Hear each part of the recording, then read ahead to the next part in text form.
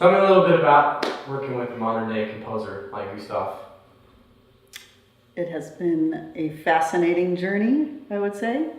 I think it is very interesting, especially with Gustav. I've played other people's works that I'm playing with, but I've never played with a pianist who has the whole score memorized, and he keeps saying, I wrote it, but it doesn't matter. It's a lot of notes, and when I played one note wrong in the midst of many notes, you were like, that was an F natural. I was like, no, I played it right.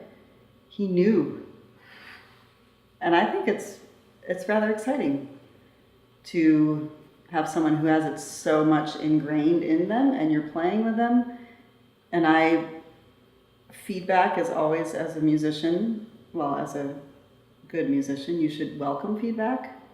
And so I think the four of us together had a lot of fun giving feedback and asking Gustav questions and giving him a hard time for giving us so many notes and giving himself so many notes.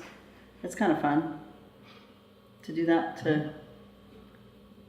You can't ask questions of, what do you mean by this tempo? What do you mean by these? I can't reach these octaves. Do you mind if I just play one note instead of two notes because my hand can't reach it? I can ask him those questions. Schubert, he's out of luck. So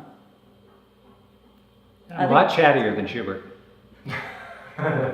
More ornery too. Mm-hmm. I'm a lot more ornery. He was shorter though. My vision's better. Just for the record. That was my pit stains. Okay. He wore a coat to cover him. That's how they did it in Vienna. It was very humid. Always a coat. Always a coat, because you didn't want to sweat too much. Yeah. So tell us a little bit about the setting of all the filming. So throughout most of human history, if you were going to hear any music, your only chance to do it would be to hear a player live. There was no reproduction really until the invention of the gramophone, which is a little more than 100 years old. Music was a living art, and it is ephemeral because once those waves dissipate, it's gone. That's most of human history. So a lot of the music that's written for ensembles like this was written for those times. And just as importantly, that music was performed in homes. This was very personal music. This was intimate music. It was very human music. Unlike the stage where you have a 30,000 person crowd and all kinds of amplification, something very distant and almost otherworldly, here in a setting like this, the player and the audience, there's no barrier. It's the same room, the same circumstance, the same vibrations. It's very intimate and it's very human. And so to perform in somebody's home is it's a vulnerability when somebody opens their home to you. And if you're musicians and you're brought in, especially if you know the reputation of musicians, you don't typically invite them into your home.